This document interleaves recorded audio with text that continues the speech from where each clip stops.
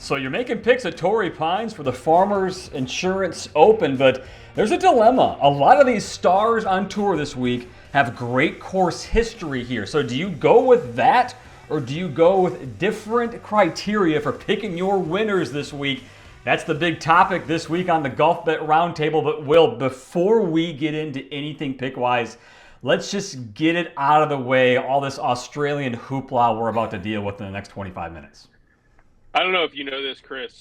Jason Day has a good track record at Torrey Pines. I think we're about to hear about it. Maybe there's like some theme music that can accompany it. All I know is, some of the events you go through the Open Championship where we're adjusting our clocks, and this is the week where we adjust our calendar because we're starting on Wednesday instead of Thursday. We got the Saturday finish. So make sure you get those picks in a little early this week. You don't want to wake up Wednesday morning and go to scroll through your favorite market provider and realize that the leaders are on the third hole. It's a conspiracy against the Aussies. I'm telling you, they've moved it forward. I know we've had it the last few years, but Australia Day this year falls on Sunday. It's usually during the tournament. That's why the Aussies do so well at Torrey Pines. At 1,000,000 seconds, great for the prop markets. And of course, there's a guy you mentioned that's won once or twice there who I think might be a chance to win again. I'm looking forward to it. Should be a good week, fellas. He's coming from the land down under. For Ben Admiral. Australia. Gotta love it. Get some Vegemite into you. Maybe your winner will on Sunday. We'll see. So we have two big names here not on this list who withdrew recently. Xander Schauffele is allegedly out with injury. That's what Todd Lewis from Golf Channel has reported recently. Colin Morikawa is out as well. So that brings us, guys, with basically two favorites, obvious favorites. Ludwig Åberg, Hideki Matsuyama, and then a little bit of a drop-off with the guys after that. What do you assess this as, Will, opening with the two guys who, basically out of the blue in the last week had to withdraw? I mean, I think that starting there with Ludwig and Hideki makes a lot of sense. I mean, we're just a couple weeks removed from Hideki, setting every scoring record under the sun at the Century. And this is a place you would think would set up well for his game. And Ludwig, I think in a lot of eyes, is just the most solid, the most all-around talent on the PGA Tour. And so when I'm looking at the Farmers Insurance Open, you mentioned this as we opened, is you got a two-course rotation, but 3 of these 4 rounds are going to be on the South course, which is just as brawny as it gets. That's the word I think of with Torrey South. Thick rough. It's the longest course you're going to play this year outside of the majors. And so you need to be good off the tee, and you need to be good with your irons. And then that's going to take care of it on a lot of courses, but certainly at this course. And so I think that's why we see those two jump to the top. Ben, I don't know if you have any thoughts on the way these other 5 or the 5 that are listed here are kind of comported, but I think 1A and 1B is a good place to start. Well, last week I spent the week trying to tell everybody to go with the long shots, right? And we got one in the end. Sepp Straka was 65-1 or something around that to get the job done in the birdie barrage out there in the desert. But this week, you need guys who can survive. You need guys who can avoid bogeys. You need big name players who know how to get it done when the going gets tough, right? That's not last week, that is this week. So Torrey Pines South, as you said, is a beast. You do get the anomaly of having to go low on the North course when you play that in the one round, which brings the winning score up a little bit from what it would be if it was 4 rounds on the South. And it makes sense to me that these guys, as you said, though, they're big names. They've got some history at the course, and they've got some recent history this season as well, which you teased at the top as well, Chris. So it makes sense to me that they're there at the top. I'm not necessarily sure I'm going to go down the avenue of all of them, but there are a few names there that definitely intrigue me this week. I'm going from long shot man to chalk man this week, I think. That's the question the bettor has this week, okay? So many of these favorites have played great here, like we've mentioned 3 times now. We just have a little list here of some of these favorites and how well they've done. Jason Day has won twice, not even on this list of previous 5 years. Ludwig finished very well last year, so it is very top-heavy. Will, in your eyes, is this week particular a course history week more so than any other time on tour? Are we looking at that? It's not top of the list for me, but it's certainly in the rotation. It's a week where I'm going to look and lean heavily towards guys that have played here frequently and have played well here. It's interesting. One of the big question marks on that board that we saw, and even in this graphic for me, is Sungjae Im. Mm-hmm. He was essentially the betting favorite last week at the American Express, went out and shot a 77, I think, in the first round, and almost made the cut after that, but just an absolute, ejection attempt on the first day. And he battled back from there, and now we're at another course where he's played well before and where he's again in the mix of those top 3 or 4 on the pre-tournament outright board. But it's definitely, Torrey South is not a place, if you're not Ludwig Oberg, that you can kind of come in on your first go around and figure it out on the fly. It is usually a place where, as Ben mentioned, you've got to manage your misses.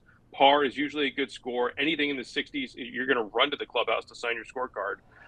So it's not really a place where you think you can turn on a 65 or a 66 on the weekend and make up ground. It's one where, you want anything in red figures on Saturday and Sunday, and then you hope that the winds kick up and the POA on the greens gets a little crustier than usual. It's a weird and obvious stat, right? Because obviously if you don't make a lot of bogeys, you should contend, but you still need to make birdies. And I think it's the last 11 winners here have been in the top 4 of birdie to bogey ratio, right? So not only do they have to make birdies, but they have to make sure they don't make bogeys. There's guys that contend without winning that make a lot of birdies, but because of their bogeys don't win. Someone that comes to mind, Stefan Jaeger last year made a lot of bogeys with his birdies. So yeah, T3, but didn't really contend in the end of it because he had too many bogeys. You have to be able to limit it. You have to be able to grind when you need to.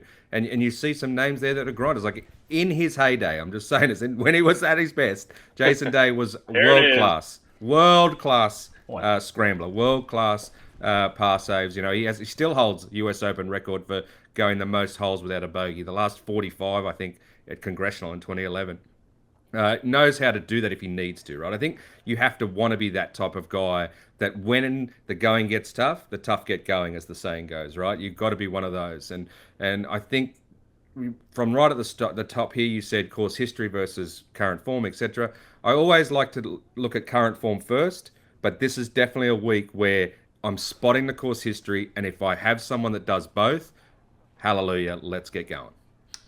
You might notice a name not on this list. Max Homa, who's played so great here in Southern California. Yeah. We got a new segment here on the roundtable, the Bank Builder Buy-In. Guys, the bank is offering you something. They're selling you Max Homa for a top 20, a simple top 20 at this event that he's won. He's played so great in the past.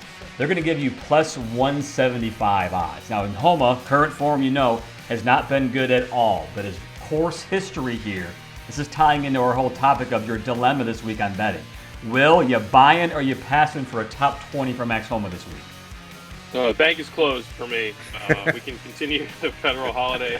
Listen, I expect Max. This kind of goes back to the Nick Taylor discussion we had at the Sony, where Chris, you hit the nail on the head, and we were talking about whenever Nick Taylor figures it out, he's going to figure it out in a big way. I don't think.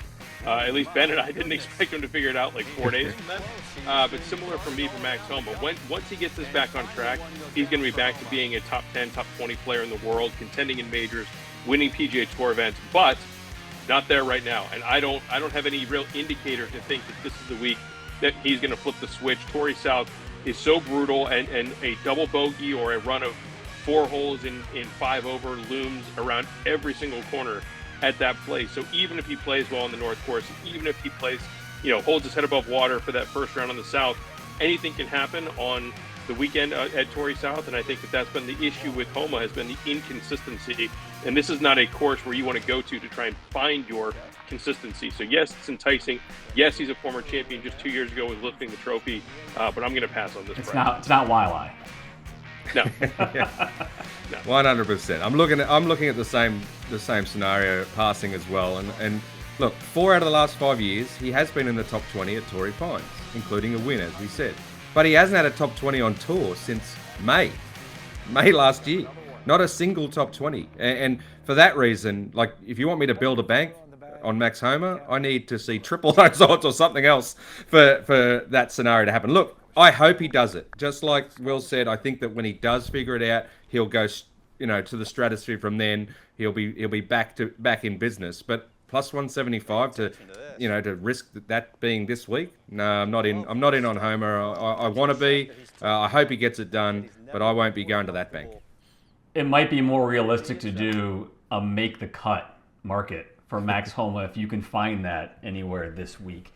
DraftKings has some odds out there of these favorites. We've mentioned all of them off the top, how they've played here. We're going to go down the list here. DraftKings rapid fire of the favorites, guys. Okay, Will, Ben, what do you guys think about some of these names from DraftKings? A top 5, Ludwig Oberg, Will, or Hideki Matsuyama? Ludwig, give me the big Swede. I think he's got the best all-around game in the field. I know that Hideki went wild at the Century, but I think that what Ludwig showed in his first go-around last year at Torrey Pines, that's all I need to know. Yep, same. I'm in. Let's go. Keegan Bradley, Will Zalatoris, top 10, very similar numbering. I'm going to take Will Zalatoris. Give him to me. He should have won this event a couple of years back if he didn't miss a very, very short putt. He was diabolical on the greens and still got into a playoff with Luke List. I think he is a horse for this course. This is a little bit of a soft science, but I'm almost fading Zalatoris this week because so many people are buying in on him. Makes sense. Very concerning for a guy who only has one PGA Tour win. Give me the U.S. Ryder Cup captain. I'll take my chances. Okay, Sahith Theegala and Shane Lowry, another top 20 market. I'm going to lead off here, Ben. I'm taking Shane Lowry. I love Shane on difficult courses. PGA National. He won at Firestone. He plays well at Torrey. He has the game to fit. You know what? I thought I was going to shock the world by saying Lowry as well. I guess you're on the same wave as me. Theegala is like the guys I said earlier. He has the birdies in him, but I worry about the big number. The big number could hurt him. So some of these players obviously have high hopes this week. We have big events coming up after this. Let's look at some of those prop bet markets this week, Ben, of what you're looking at to make some easy money this week. You just mentioned him. Yeah, and look, Will's against me. I can't believe it. He's fighting me. He's right, though. Look, Will Zalatoris opened it at 28 and 25 to 1 in some places, already down to 22 and 20 to 1 in places because people had jumped on. He was sneaky decent last week. I think, T12 or something around that mark, showing that he's sort of in form at the current point. He's also, as I mentioned, a guy who should have won at Torrey. Has 3 top 12s, I think, there in the last 4 years. Should have won the year that Luke List won. Missed, as I said, a diabolical short putt. I remember being there, getting ready to film his victory on my phone, and then, getting shocked that he'd missed the putt and was going to a playoff. So we had that situation. But I think that he's building back to some of his best golf, and he obviously likes this joint. Also, this is important to me. Last year, when he was in the top 10 or T9 or somewhere around that spot, he actually had the least bogeys in the entire field all week, only 5. Right, so that's what we're talking to, bogey avoidance. If he can keep that up this week, do it again this year, I think he's a huge chance to contend. Don't know if he's quite ready to win yet, but he's there to be knocking on the door. Yeah, a lot has been made of Zalatoris beefing it up over the offseason, added a bunch of muscle, and hopefully the thought there is to make him a little bit healthier and a little bit more stable in terms of avoiding those back injuries that have plagued him over the last couple of years. I'm out, as I said, on him in the outright market. I could maybe get behind him on this top 10 price, but people rushing to the window to try and bet Willie Z to win this tournament. It is a red flag for me. As Ben said, he has all the game to win. I expect his second win to be coming at some point soon, probably in 2025, but trying to time the market right and figure out where that's going to be, especially at these short prices where he's 5th or 6th favorite on the board. Man, that's tough for me. He's absolutely a popular name this week. Gonna be a popular name this year is Frankie Sapp. Will, you're riding it now, huh? I'm in. I'm buying in. Ben had this Sapp prop last week and cashed it at the Amex. I know, Chris, we talked about this, that when we had those Korn Ferry Tour grads in Ponte Vedra Beach and we're talking to them about who's going to come out of this new class, so many people said, "Oh, look out for Frankie Sapp! Look out for Frankie Sapp!" And so far, through 2 starts, he's had 1 bad round and 7 really good ones. So he had a 3rd round blow up at the Sony that kind of derailed things, but otherwise he's really been in the mix. Has some great all around numbers again through a small sample size, but it's a little bit of a soft science in reading the tea leaves from his peers from last year, and also just buying in on some of these early results. I still think the market and the odds makers are not catching up to him. So to have plus 360 is a top 20 price in this field across these 2 courses. I think that's a buy for me on Frankie. I said last week to get on the bus before it's too late, and I think you should stay on that bus. Absolutely. It's a great pick, I think, Will. I think while you're getting these odds, you got to stick with him. He's not shown us any reason that he can't be the guy that his peers said he's going to be. Until he does that, you're getting juice. Let's take it. Those are top 20 with ties, too, by the way. So even better news for Sapp. And let's get into some winners, Ben. Big controversy. Your number one is or is not Ludwig or Jason Day. I can't even keep it straight. Ludwig? What's this? I'll tell you what. That's what you I told don't the love the odds. Okay, look, he's a pretty decent winner, this Ludwig Aberg, but I reckon you got to go with Jason Day. Come on, you guys are stitching me up here, trying to get on my nerves. I do love Ludwig. Look, he's definitely a great pick for a number 2 outright. I don't love the odds, obviously, it being the chalk at plus 1,000, but we mentioned all these reasons before. I think he's a prototype for this course. A top 10 on debut there last year. He's only gotten way better. Spent most of the year last season being one of the best in bogey avoidance, and that was with a knee injury for most of the year. He's good. He's going to be great at these events that means something when it terms of like having to make birdies against bogeys. We saw at the US Open last year that he was able to do that, except for maybe 2 holes. That's an experience factor that he's coming good with. Look, you've made me talk up Ludwig Aberg. I love him. He's my second pick. But don't sleep on Jason Day, everyone. 28-1. That's one of 3, Will. You said 3 mandates of Aussie picks this year. We're not even a third of the way through the year, and he's already got 1. This is always going to be one where he was going to fire. I just think, Chris, what we would have to endure in the group chat if Jason Day were to win this tournament and Ben somehow didn't pick him, mute. My phone would melt. So I want to avoid that scenario, and it does not at all shock me to see him leaning in that direction. 1 Aussie pick for Ben is on the board. Ben, you've only got 2 more. We've had some Canadian picks lately, Will, and you're riding one this week. Yeah, that's true. We have a little bit of a north of the border trend here. I feel like I'm just trying to think. I'm pretty sure the 2021 U.S. Open, I had Taylor Pendrith on the card when he was playing on KFT, and it's like, man, this guy hits it a mile and is going to be a pretty good fit for Torrey South. He did not do much that week. I expect him to do a little better this time around. He's coming back now as a PGA Tour winner, having won the Byron Nelson last year. I think that helps. This number is still a touch shorter than maybe I would hope. I thought when coming into the week, maybe he'd be in that 50 or 60 to 1 range, similar to what we saw Sepp Straka last week. But when you combine what he can do off the tee and how accurate he's been over the last few months with his approach, he was 5th last season on tour in strokes gained putting. So this is a bit of a total package where I think it's going to come together well for Pendrith. As I'm sure Ben will be quick to mention, there is a bit of a President's Cup bump in the air for Pendy coming out of Royal Montreal. So I just think that this is a good fit for his game. And in a week where once you get past Ludwig and Hideki, maybe there are some question marks at the top of the board. I think this is a good spot to land. Oh, I want to hate it, but I love it. He's another one of my prop options this week for a top 10. And I think he is now an option for a winner because of what he was able to do last year. I know that he was sort of given a little bit of help late when he won the Byron Nelson, but that's all you need on the PGA Tour to get your confidence up and get running. And Pendy is definitely the type of player that fits the mold at Torrey Pines. So I could see him contending for sure. Do you guys realize we have not had a first-time winner yet this year? Albeit it's been 3 events, I know. But you think about last year and how crazy it was early on. I think we're going to get a lot of first-time winners this year. And I think one of them at some point this year is going to be Max Grazerman.